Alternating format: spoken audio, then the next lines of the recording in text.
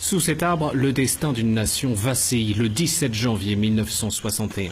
Cet historien a enquêté pendant de longues années pour identifier l'endroit précis de l'assassinat de Patrice Lumumba, le premier Premier ministre congolais. Voilà, on sent que c'est celui. Ce soir-là, ils sont une vingtaine en plein cœur de la savane congolaise, dans l'extrême sud du Congo, au Katanga.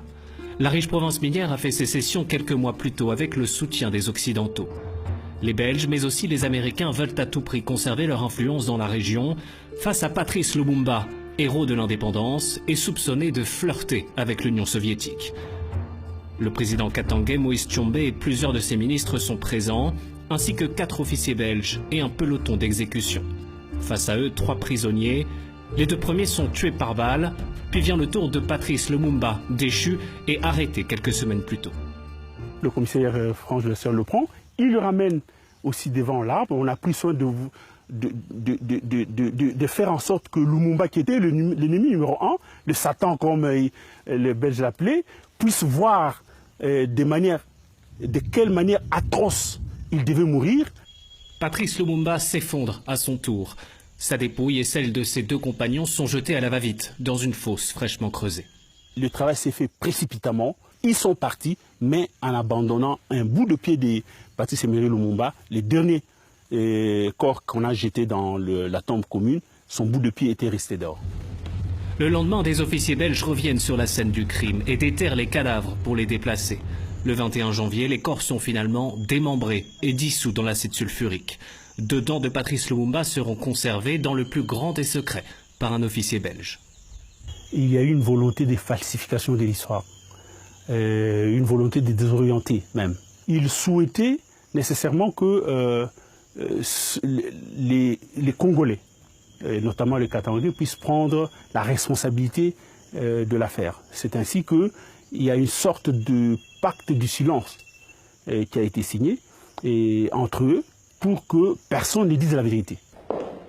La vérité, Juliana Lumumba, la fille de Patrice Lumumba et ses frères, se battent pour la faire éclater.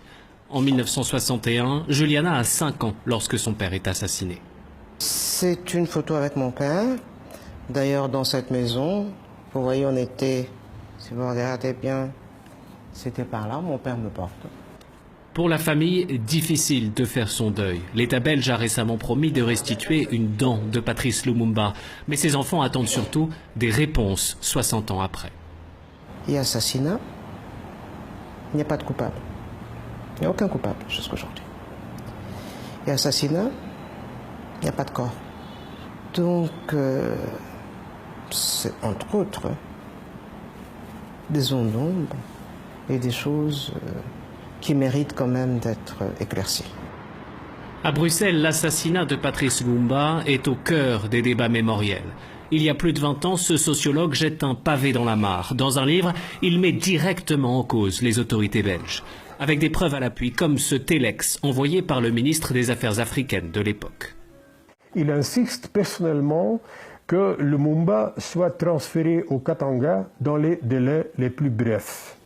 Des révélations qui mèneront dans les années 2000 à la mise sur pied d'une commission d'enquête parlementaire. Mais pour Ludo de Witt, le résultat est maigre. Les travaux des députés concluront uniquement à une responsabilité morale de la Belgique. Juridiquement, une responsabilité morale, c'est un non-sens. Ça n'a pas de contenu, rien de concret.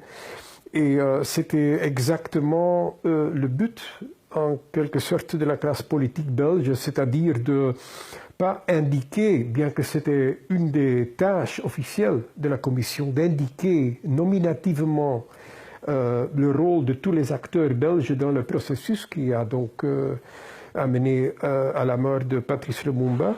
Face à l'impossibilité d'obtenir réparation de l'État, les descendants de Patrice Lumumba déposent plainte en Belgique en 2011.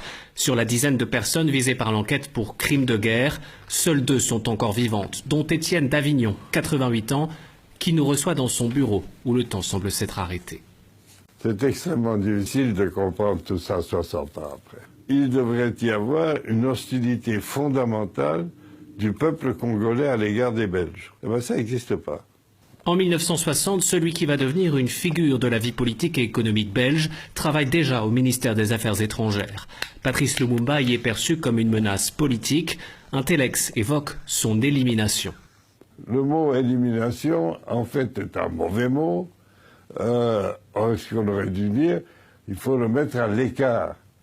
Et évidemment, quand on connaît la fin de l'histoire, qu'on emploie le mot élimination et qu'on voit ce qui arrive, inéluctablement, on fait le lien entre ces deux mots. Mais comme c'est moi qui ai envoyé ce texte, je sais très bien ce que j'avais à l'esprit. Pour le moment, le vieil homme peut dormir sur ses deux oreilles. Dans cette enquête ouverte il y a plus de 9 ans, aucun jugement n'est encore programmé par le parquet fédéral.